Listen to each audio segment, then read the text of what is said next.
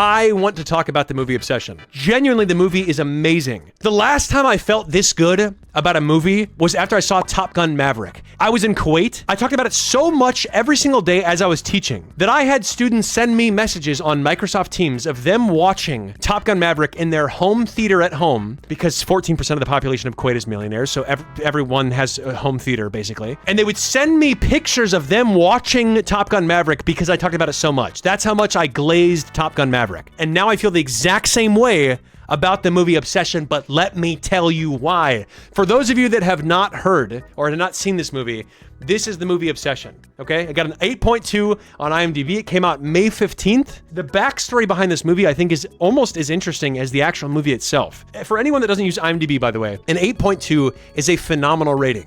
An 8.2 with 55,000 reviews is even more impressive. And the popularity of this film was #1 for a while, and then Backrooms came out, and now that's kind of trumped it because it's the new thing. But if this still doesn't look familiar to you, there's also this image.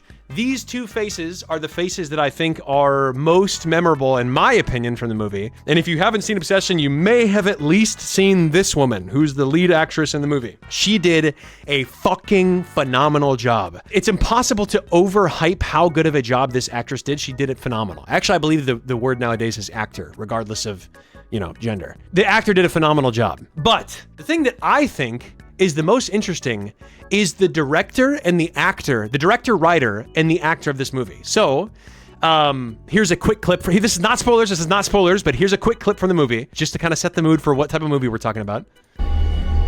No. What? No. Wait. No, don't do it!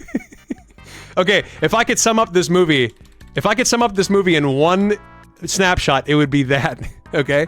But, hang on, the point is the movie's crazy. The movie's crazy. It's a lot of fun. But the thing that surprised me the most is that this guy, Curry Barker, who I think is either 26 or 27 years old, who you may have seen come across your Instagram Reel feed, your YouTube Shorts feed, whatever it may be. This guy was the writer and director of the movie Obsession. And also, there's another guy who acted in the movie. I don't know if he had any part in writing and directing it. I don't think he did. I think he was just an actor. But you may have seen these two together. This is kind of a more recognizable picture of these two. Cooper Tomlinson was an actor, and Curry Barker was the writer and director for this film. The reason why I think this is so interesting is because the only time I've ever seen these two guys interacting is when this guy is acting like a total psychopath, or just like a total clueless, weird person. He plays such a dumb character so well, and that's the only light that I've ever seen this guy in. And I'd like to play a clip for you. Maybe you've seen this clip, maybe you haven't, but the chances are the shorts that you've seen, if any, go something like this. I have one. Oh yeah, man. Totally, I love yeah. this game, man. I love this game. Would you rather always be able to know when someone else is lying but never be able to lie yourself, or always be able to lie but never know when someone else is lying? Okay, which one? Which one? You gotta pick one. I don't know, Curry. That's the question. Which one? All right, answer. No, I'm Okay, not. here's the thing, by the way. Here's the thing. I'm going to get to this eventually. I'm going to get to this point eventually. But even though this is just a YouTube short. Okay, which one? Which one? You gotta pick Wait. one. The subtleties in Cooper Tomlinson's face here is legitimately good acting. I don't know, Curry. That's the question. Which one? All right, answer. No, I'm not answering you. I'm asking y'all. He doesn't have to answer. It's actual for cinema. us. It's for you. I mean, Oh, okay, I got one. Curry, I got one. no, you got to answer No, mine. this is good. This is a good one. I got one. no, we didn't All right, finish. Would It's- you rather have $1 billion? I'm talking $1 billion, or Okay. die the most Okay. painful death, just like the most painful death you've ever died, just like horrible death. Take the billion. Oh, you take the $1 billion? Okay. Malcolm. Yeah, I'd also take the billion for sure. Okay, you both taking the $1 billion. You greedy savages. All right. That was not difficult. You gave us to the Okay, so you get the point. There's a twist ending at the end. Go watch this if you want to. It's called This Guy Just Doesn't Get It by That's a Bad Idea, which I believe is their YouTube channel. If the only videos I've ever seen of these guys is just them being, or at least one of them being, a total weirdo dumbass, it literally blew my mind to see him in, for example, this interview with Cinema Blend, him talking just like normally and just seeing how actually intelligent and creative he is. So I want to play a little bit of this too. I had already had this idea about obsession and kind of exploring that as a theme, because I think that there's something about human behavior when you're obsessed with something that's to be studied. Imagine a person being just hearing him talk like this, I think kind of just blew me out of the water. The reason why I find this so interesting is because as a small YouTuber and streamer myself, I think it's really cool to see someone get their fame from primarily shorts and making skits, right? I mean, it's basically sketch comedy, and see them go from that to making a horror film, which, by the way, I believe they spent about $750,000 on this film, and they grossed, I think, $85 million to date. And so it'll probably be grossing over $100 million. That is an insane profit margin from this movie. Top Gun Maverick, I think, spent like $180 million. And granted, I think they ended up grossing like $1.5 billion. I'm talking $1.5 billion. But that was like a huge, I don't know if you can say this with films, but AAA production film. This was basically an indie film. And just watching a YouTuber who just plays an absolute buffoon in most of the videos make something like this, I think, is so cool. Now, this was actually not the first horror film endeavor that they did. It kind of, by the way, before I move on, it kind of reminds me a little bit of Jordan Peele, how Jordan Peele and Keegan-Michael Key, from Key and Peele, Jordan Peele ended up directing that movie called Get Out, but I feel more strongly about Obsession than I do about Get Out. So it's kind of the same vibe, but this is actually not the first type of horror film or horror-related thing that Curry Barker has made. He actually made a spoof video, a spin-off video on the same channel, That's a Bad Idea.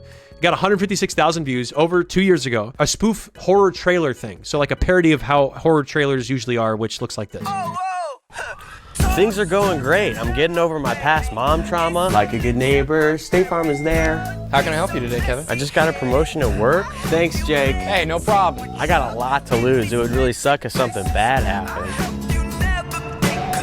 And how's your State Farm agent? There's something wrong with Jake from State Farm.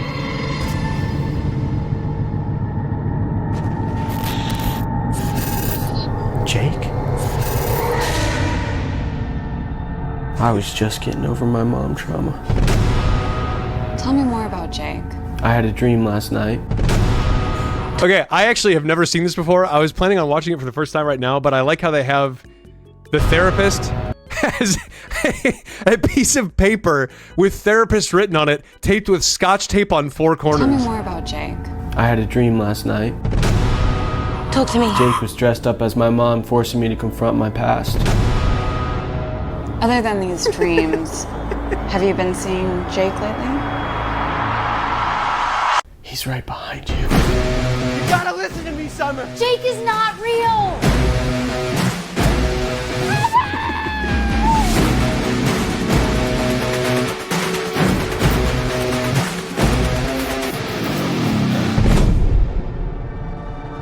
What are you doing? Open the door! Yes, you can! You can hit me! What the fuck?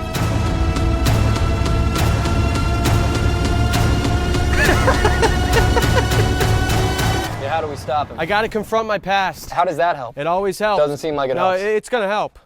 How does that No, help? it's gonna I help. really feel like you should just cancel your insurance. No, I've gotta confront my past. It's a nasty past. Can't be that bad. My mom. You love your mom. My dad was abusive. Your dad's the best. I'm an orphan. Literally not. Whatever. Well, you know what they say, like a good neighbor, State Farm. Really? At 3 in the morning? What are you wearing, Jake from State Farm?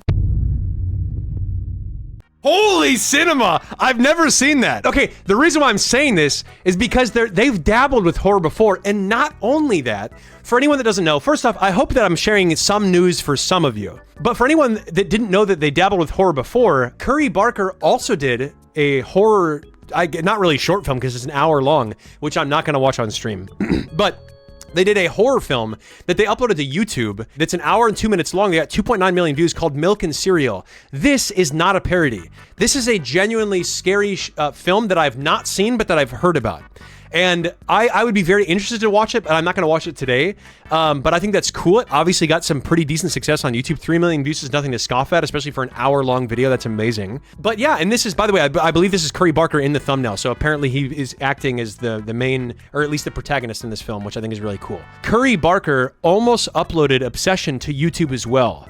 And I think someone convinced him, or he realized that that's not what he wanted to do again. And he ended up making the movie be exclusive to movie theaters.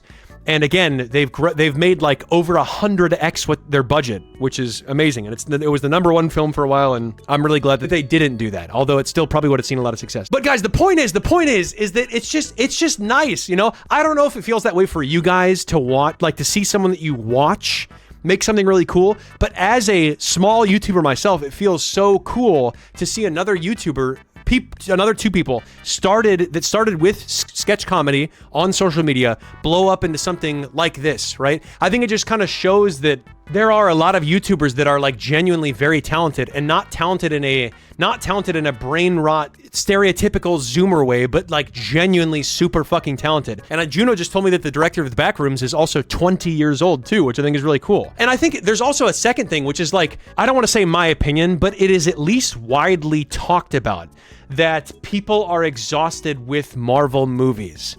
And people are exhausted with movies that just keep spitting out the same bullshit. Right? That's the general consensus that I see online when talking about lots of big mainstream films, especially ones with sequels or too many sequels or whatever, right? We all know that people say that, but it's so nice to see just someone seemingly out of the blue, right? Only with ties to YouTube and social media and sketch comedy, make an absolute banger. And I'm talking about banger of a movie. It's so fun.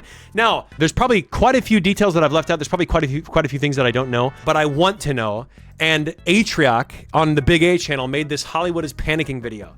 I believe this is the director for The Backrooms right here on the left, and this is Curry Barker who directed Obsession.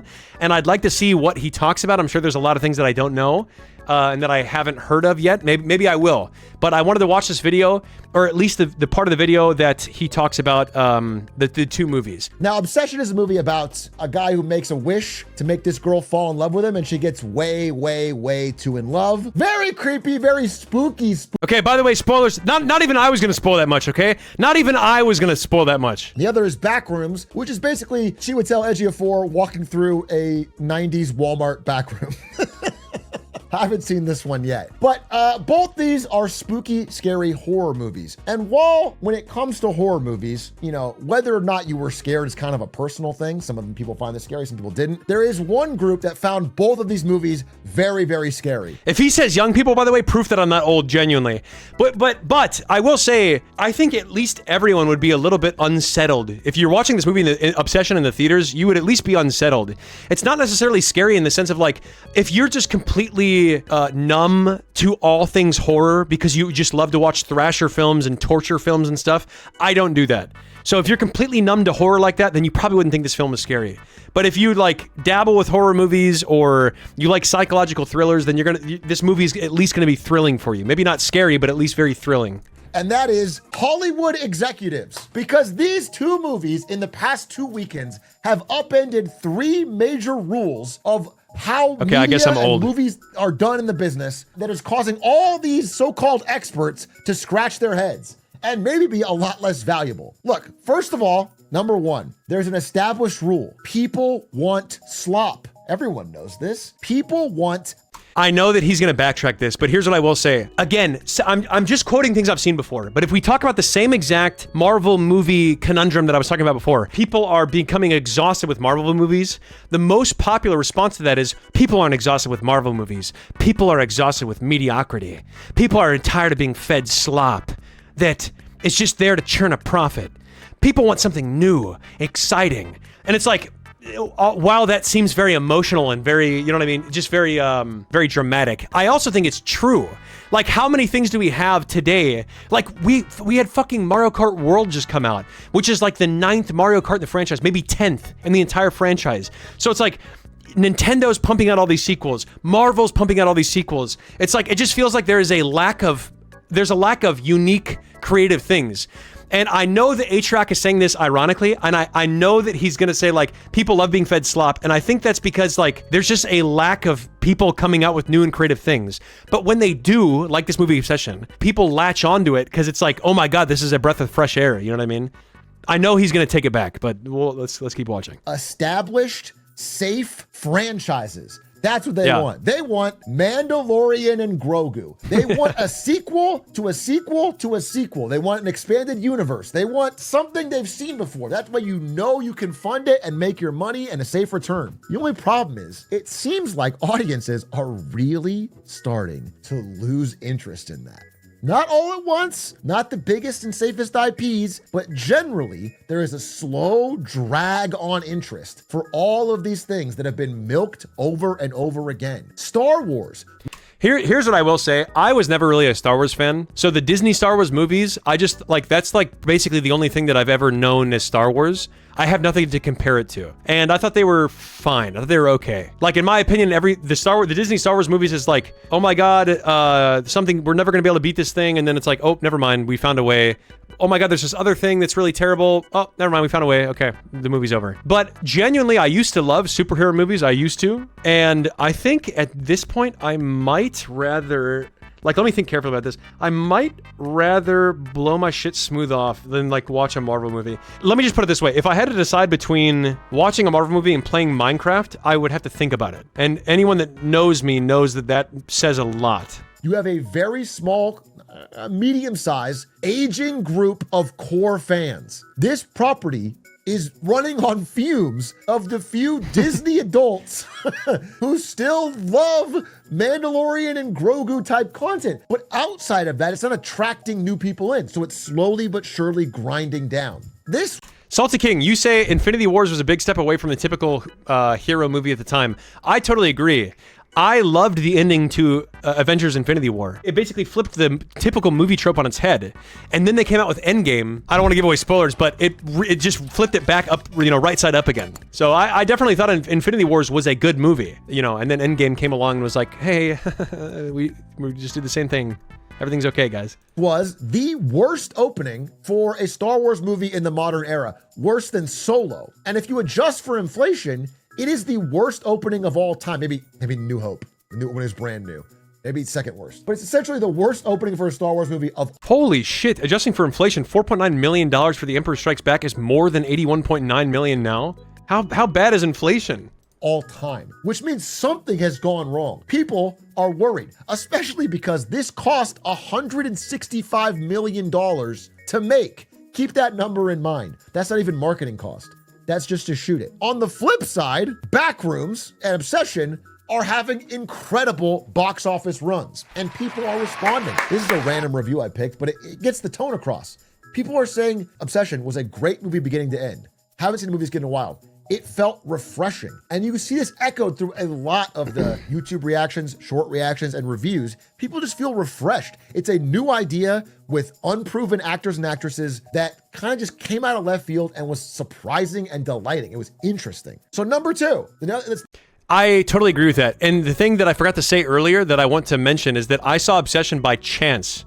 I went to see Obsession with somebody. The day before, I watched for the second time Project Hail Mary. And so I was like, I don't really want to watch that movie again. And they said, oh, my brother recommended me that we watch this movie because apparently it's really good. And his friend is the neighbor of the actor in the film, Cooper Tomlinson. So their brother's friend is the neighbor of the actor. And so that's how they heard about the film. And then they told them about the film. And then they told me. And so we saw it completely by chance. And I loved it. It was amazing. I truly, truly feel like it was very refreshing. Yes. Like the entire time, I never thought about checking my phone. I never thought about anything other than the movie and something that I won't mention, but okay. The second rule that's being disproven here. Gen Z doesn't see movies. Hollywood has known this. This is a fact. Everyone knows that Gen Z's on their phones, they're on their iPad, and they don't go to theaters. Theaters have been declining ever since COVID. There was a moderate bounce back, and then it's been back to decline. And everyone said basically the era of the theater is over. And yet, maybe it's that Gen Z does not want to watch movies made for Disney adults. Maybe they have different tastes. Maybe they want content made for them by people who understand things they're interested in. It shows, this is from a CEO of Cinepolis USA, theater chain. When we have the right content, people from all ages are willing to go to the theater. And that's true because as Backrooms and Obsession draw Gen Z to the theaters, which by the way, they did in record numbers. And also, by the way, Iron Lung too. Iron Lung is a movie that I've never seen. I tried to, but it was too late. It was already out of theaters. And I think Markiplier just released a video talking about Iron Lung 2. But a lot of you guys, who I know a lot of you guys are younger than me, told me that Iron Lung was a very good movie and that I definitely should go see it. So I think I will watch the movie at home. But yes, I agree. I think people that are producing movies that aren't going well like to say, oh, people just aren't going to the theaters that much anymore. But really, it's like an excuse for them just making shit content. You know what I mean? They're just like not making good movies or trying to pander the same shit to this, like the same audiences. And they're wondering why new people aren't showing up to the movie theaters to watch their shitty fucking movie. He's 20 years old, bro. He's directing a record-breaking $80 million opener, and he's 20 years old. He got his start making Backrooms found footage YouTube videos when he was 14. He's Kane Pixels on YouTube, and now he's directing feature films that are beating...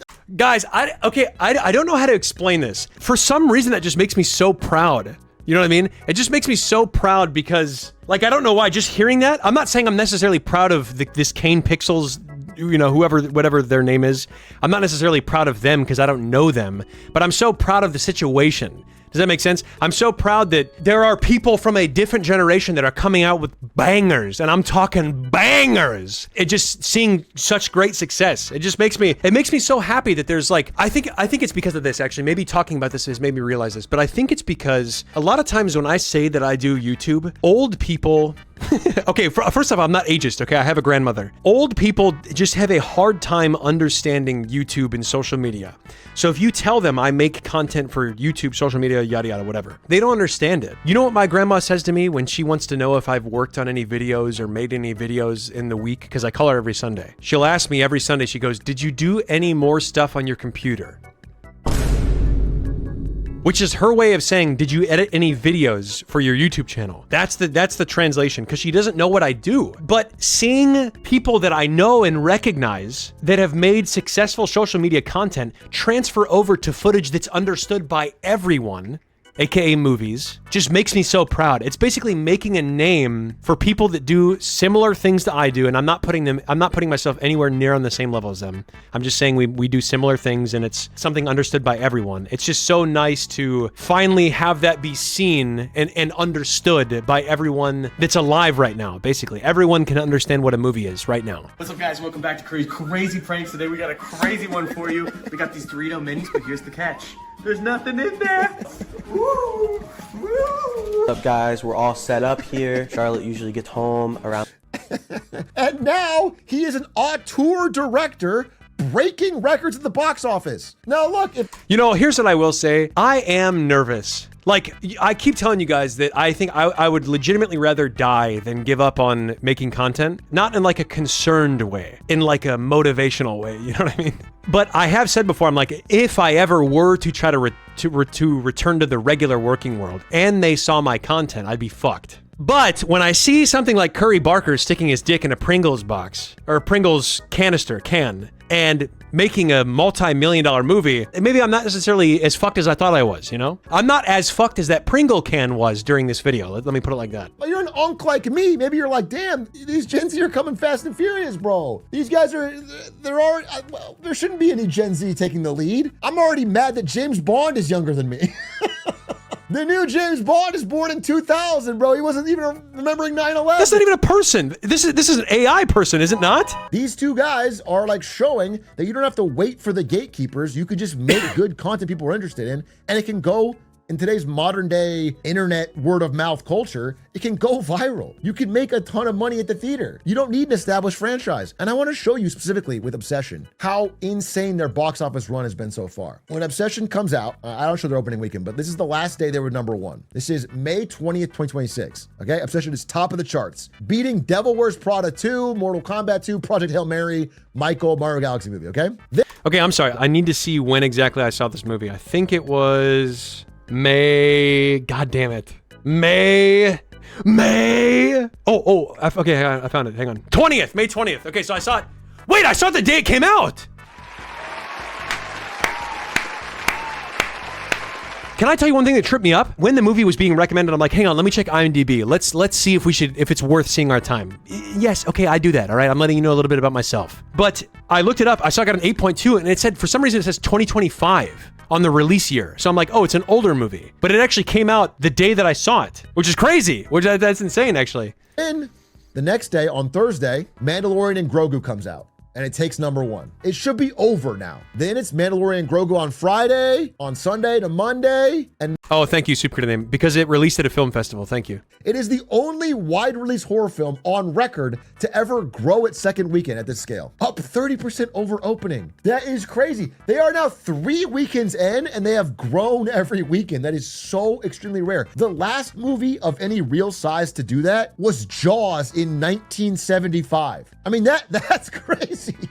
That's okay. I watched Jaws we did Jaws on the Water that exists here in Austin, and it's where you blow up inflatable tubes and you go sit out on a lake while you watch Jaws via projector on a screen as you're sitting on a lake. And there's guys that dress like that, get in scuba gear, and they have little oxygen tanks, and they swim around and they'll like tickle your feet and stuff. Now that I'm saying that out loud, that sounds a little weird, doesn't it? Where they'll walk around and tickle your feet and like mess with your tube and stuff. Okay, actually, wait, sorry, I'm gonna take kind of an aside right now. I met the guy that dressed up in the suit before he started swimming around, like he was in his full suit, and I'm just gonna say this. I would be a little nervous to check the guy's crawl space that I talked to. The same guy that was swimming around. Yeah, you know, it was kind of weird, to be honest.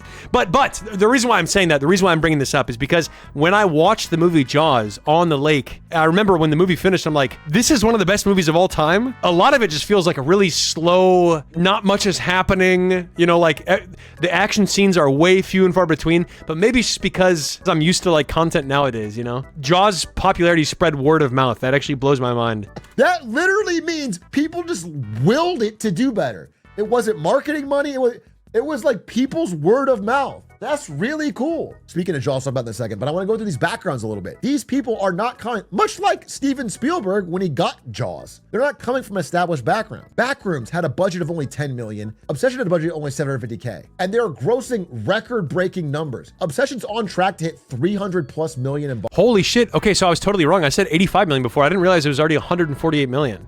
I guess that just goes to show how fast it's growing right now. That's insane. Box office, which is one of the biggest movies of the year and would make this one of the most profitable movies of all time in the history of film. That's what I'm saying. Like, okay, if anyone's like, oh, I don't know if I can trust Trevor's word, I don't know if I trust his word, like, don't take my word for it. How many times has Atriox said this is like blown the fucking history books out of the water? You know what I mean? In every sense of the scenario. Like Obsession, the film is just that good. It's very, very good. And so, you know, the big linchpin that's changing the industry here is YouTube. YouTube has completely removed the gatekeeping aspect of Hollywood. It's removed the leverage they had over their ability to find an audience. And so YouTubers are starting to find an audience and then use that to get projects they wouldn't be able to get before. It kind of started, the first pioneer of this was this. Guys, that's what I'm saying. Please, for the love of fucking God, somebody contact Team Cherry and show them all the times that I've done voice acting. Or anyone. Contact anybody, honestly. You contact your grandparents and just show them my voice acting clips. Is a bit of a shift here because I've had a couple meetings with some students. And now Hollywood is reaching out to him desperately, trying to figure out what's the sauce that allowed this to happen. How can we catch up? Some executives, some key people in the world, and they're all asking me the same thing, which is, how'd you do it? How did you do it? How'd you do this? And so clearly they. I like Markiplier's impression right there. I just like thinking that it's like big Hollywood executives. And they're like, wait, you didn't just make terrible fucking slop that's a sequel it's the 10th sequel to whatever, you know, whatever fuck Master 22 or whatever. You made actually original content? How did you do it? What's that like? What's that experience of actually sitting down and thinking of an idea? Want to know because they want to steal it. They want to steal it. I mean, yeah, that's basically it. They try to bottle your blood. Exactly. They got money being made and they can see the threat that's there. They see that, oh, if people can make this independently, that means less of the pie is available. So we got to be smart. And I think that's good. Like, they need some competition. They need a kick in the ass, because I don't want to destroy the studios. I'm not setting out to do that. I think that studios have made some really incredible films that are very... Yeah, okay, so he's not setting out straight, but he wants to kick him in the ass. You know, so you had Raka, you had him. It's a trickle. But as of now, as of this May, it's starting to become a flood. Not only are Obsession and Backrooms kicking the ass of an established franchise that, again, the budget was like 100 times bigger than both of their budgets combined, but there's a lot more YouTube films coming down the pike that maybe start to upset the apple cart here. And when you ask them... You know, here's what I will say. Okay, two things. Number one, I just want to make it clear again that I'm not saying that just because a film is AAA or whatever the equivalent for movies is, means it's bad. I loved Top Gun Maverick, but Top Gun Maverick had a genuinely good story, good actors, good cinematography, good score, everything. Like, it was just a good movie. It was a very well-rounded movie. But the second thing is that what I really hope doesn't happen is that big executives realize that YouTubers actually have a lot more potential than what they thought, and that they're coming up with really good, unique ideas, and just try to buy them out, like we watched with that one, the one video that talked about how YouTube channels are getting bought out by private equity. I really hope that doesn't happen, because I feel like what's going to happen then is 30 years down the line, everyone's going to say that YouTube is for old people, and like whatever the new app is going to be called, let's say it's called like Rip Chingle, Rip Chingle, and it's like not even an app, it's like a holographic, VR simulator type thing or whatever. 30 years down the line, I'm like, oh, what's a Rip Chingler? You're telling me Rip Chinglers you're telling me they know what they're doing? And like, I'm like an old guy, you know what I mean? I feel like the cycle is just going to continue, but I hope that doesn't happen. I hope that like YouTubers are able to stay independent and just make what they want without any influence of anybody who's a billionaire, Director of Obsession, which they did on the Incredible Dead Meat podcast. Shout out to Dead Meat. Love these guys. Curry Barker's got something to say. What's really interesting is that we just live in a time where YouTube is a thing. I don't think my path is that different than Steven Spielberg, or like, not comparing myself to these people, but just saying their path to how they got to where they are. You can watch an early Christopher Nolan short. You can watch an early David Fincher short film. These people kept making short films and hoping and praying that somebody important would like it and give them a shot. I mean, that's kind of what happened to me. That's kind of what happened, but this time you can do it directly to the audience. That is the key unlock. They're able to skip knowing some person in Hollywood or the politics of that, and just, if something finds an audience through the YouTube algorithm, you have a lot more leverage. I like this tweet because it kind of covered what I think is probably going to happen. Hollywood is going to take some good lessons from this and some bad lessons from this. The correct one is that clearly there's a new form of media that is gaining attention. They need to pay attention to it. The wrong form of media is that they're going to just try to throw a check at any possible YouTuber they can. That's what I just said. I just said that, bro. Like, that's like, genuinely, I'm going to be so sad if that happens. If that happens and they just throw a big check at whatever YouTuber that they're like, oh, this person has potential. Oh, we'll pay you $100 million flat to work for us, but and to like give our message or whatever. It's just gonna be, because we're gonna get the same slop and the same shit again for however long, until somebody new comes along and has to build a name for themselves, and the whole cycle's gonna start over. So God, I really hope that doesn't happen. Because they don't understand what's good and what's bad. Ever since Endgame, basically, it's been on a real downhill. They haven't had anything new of that level. Nothing that gets people excited. And so finally, new ways are finding around that to break through. It was kind of like this, okay? So the old model is before he explains this, I kind of want to talk about real quick why it is personally so important to me that the platform to make and the platform to cultivate unique, fresh ideas is so important to me. I'd like to talk about that. I think a lot of people will feel similarly, because to be honest, I'm literally just like an average guy. I feel like I do a good job representing the average opinion because I am an average guy. Like, genuinely. I'm not necessarily super smart. I'm not necessarily too far in one direction. I'm just like a guy. But for me, I feel like when I was younger, and this might just be nostalgia, but when I was younger and before a bunch of just like sequels and the same shit was getting made over and over, like The Legend of Zelda Ocarina of Time was maybe the fifth Zelda franchise at the time, fourth, before they had made, the 12th or whatever. I didn't feel like I was exhausted by the content that was being made. And even when I was a teenager, so a little bit older, I still felt like things were like kind of new. But recently, like ever since I became an adult, like 18 years old, I just feel like the same repetitive shit has been made. And yes, there have been outliers. And yes, there have obviously been unique and creative ideas that have done very well. but I just feel like the amount of slop and the Call of Duty 27, you know what I mean? Just like the amount of repetitive stuff that's safe, that companies are turning out for a profit, and they're not necessarily trying to make a new game, they're just trying to make a new product to sell you because they know that it's familiar and that it's gonna work. Like, that really has become exhausting over a long period of time.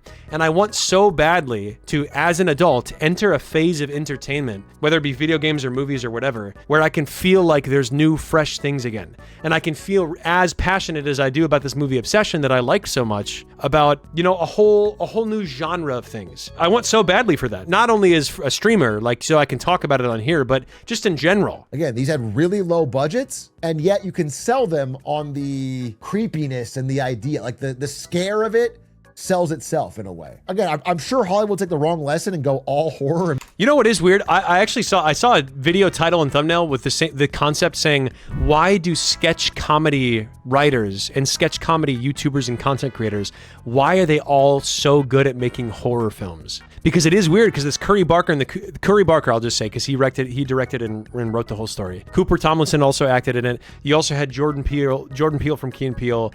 I don't know if you necessarily count that the guy that made The Backrooms, but there's like a handful of sketch artists that made really good horror films. But it's interesting. I wonder why that is. Make a million horror films. The real lesson is that they're creative, original, breakthrough ideas. And I think it can be done. A few have already started to happen. Apparently there's a YouTube cartoon called Amazing Digital Circus or something like that. They already have done a film coming out soon. It has 7.5 million in pre-sale tickets already and is expanding to more theaters than...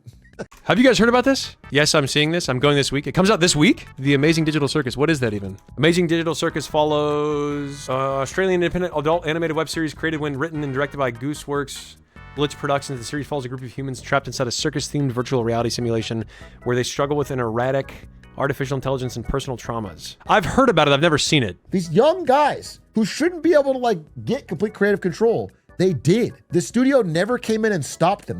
The studio basically was afraid of telling them what to do. And they had creative control to make the film how they wanted. It was quite a dub. That's not normal. If they went to an established franchise, if they directed Jurassic Park sequel or Star Wars sequel, they would be following a script. They'd have to do exactly what the studio wanted. And now they don't. That's cool to me. And so I'm gonna close it by saying what Curry... By the way, is that not just insane aura to never have made a film before in your entire life, and during the process of making, again, your first ever film, the Hollywood producers or the Hollywood executives are scared to tell you what to do? Is that not just aura farming at its finest? Barker said in an interview. What advice would you give to people who are maybe experimenting in that space or maybe even dabbling in filmmaking? It's very simple, but I think because I know all these people, even my friends that always are telling me that they want to do a short film or they want to do this or they want to do that, and the thing that always stops them is that they're scared that it won't be good enough or that their idea isn't good enough.